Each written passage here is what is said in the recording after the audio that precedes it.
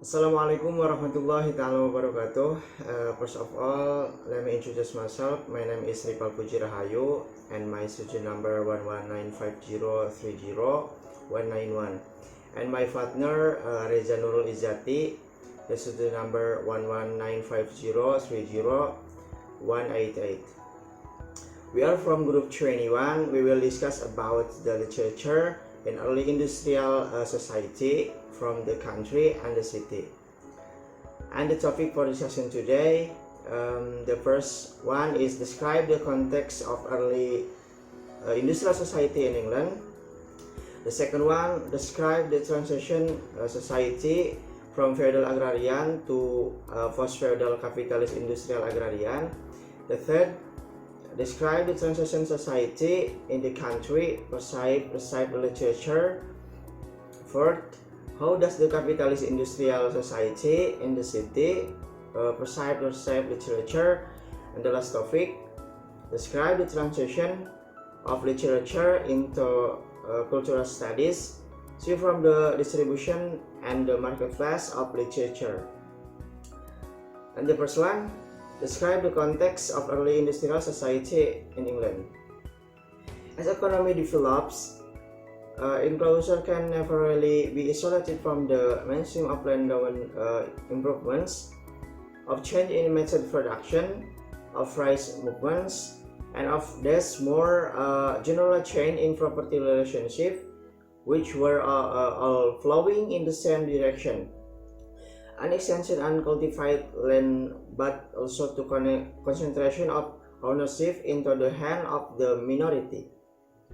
As already mentioned in the book on the page 431, the picture of early industrial society in England was a lot of change, such as change in the production method, so the price movements, and more generally in property relation, which all flowed the same and from contributing factors such as discoveries of access, the raw of materials, and trade of the partners.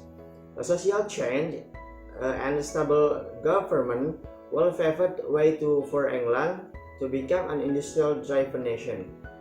The second one, describe the transition society from feudal agrarian to post-feudal capitalist agrarian.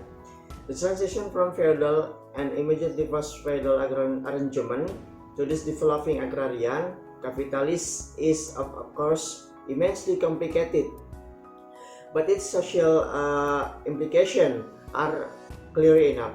It is the truth of predominant endowing class we also, and the political term, an aristocracy was ancient shaming title and houses offered the illusion of society determined by the obligation and the traditional relation between social others.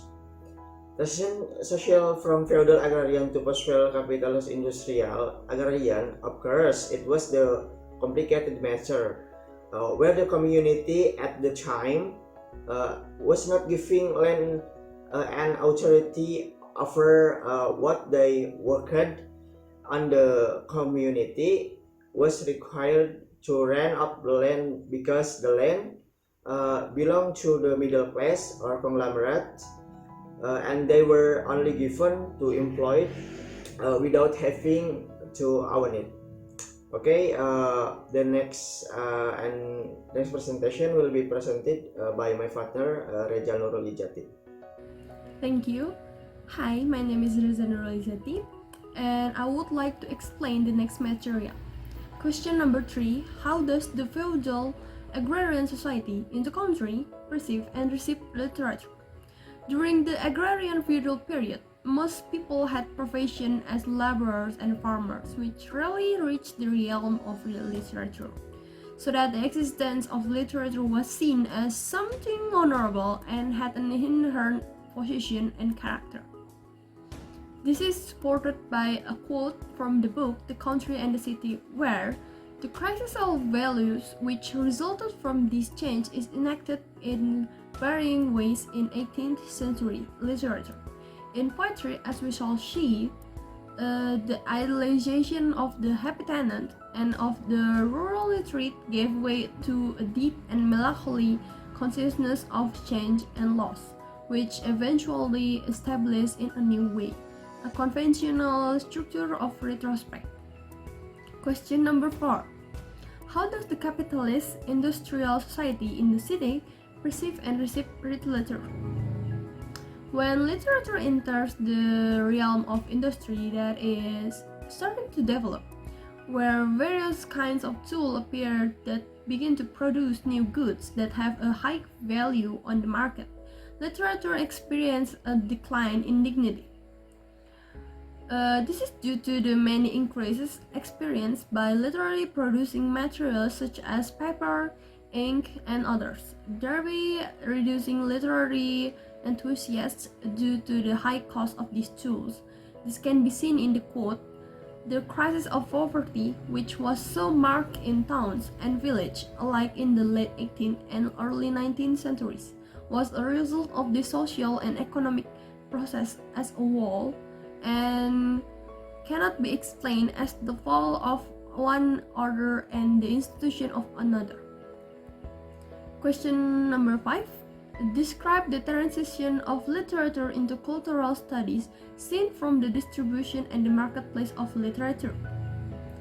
The existence of literature was seen as something honorable and had an inherent position and character.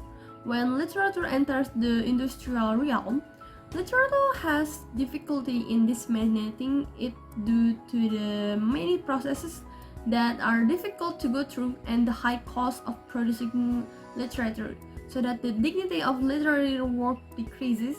But with this decline in dignity, literature becomes more populist.